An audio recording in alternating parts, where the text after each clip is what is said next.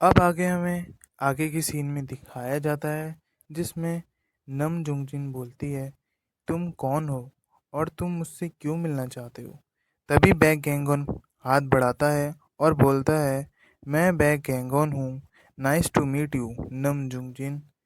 पर वह उसका हाथ झटक देती है और बोलती है कि तुम यहाँ क्यों आए हो? तभी बैक गैंगॉन बोलता है, मुझे तुमसे कुछ बात करनी है। नम बोलती है, जब हम कभी मिले ही नहीं तो तुम्हें मुझसे किस बारे में बात करनी है? बैक गैंगॉन बोलता है, यह इम्पोर्टेंट है, और मन ही मन में सोच रहा होता है कि शायद मैं अब फ्यूचर चेंज कर सकता हूँ। तभी बैक गैंगॉन बोलता है, चलो हम अपने फ्यूचर के बारे में बात करते हैं। नम बोलती है, क्या क्या तुम पागल हो गए हो? तुम और मैं और हमारा फ्यूचर, ये तुम किस फ्यूचर के बारे में बात कर रहे हो? हम तो बस अभी मिले हैं।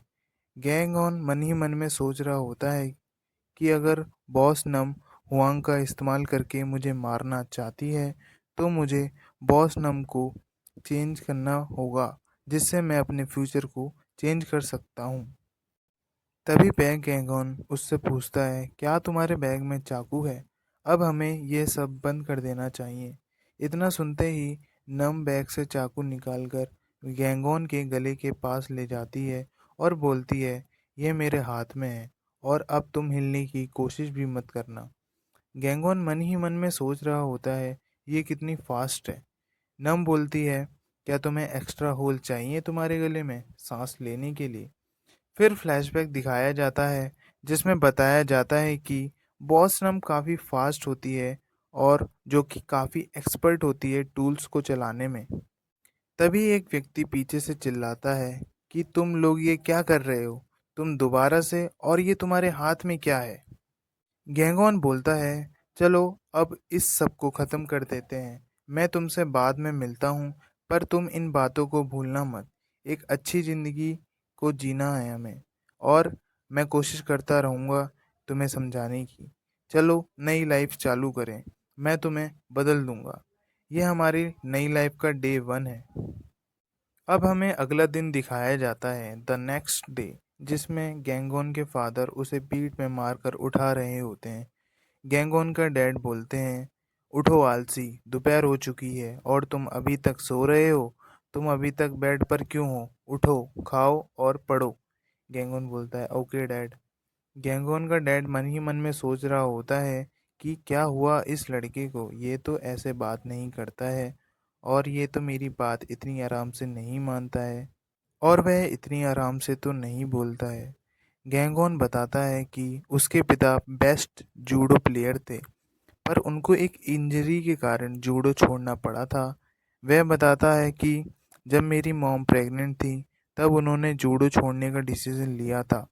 फिर उसके बाद वह कंस्ट्रक्शन का वर्क करने लगते हैं और मेरी मॉम, जिनकी डेथ हो गई थी जब मैं पैदा हुआ था, उन्होंने ही मुझको पाल कर बड़ा किया था।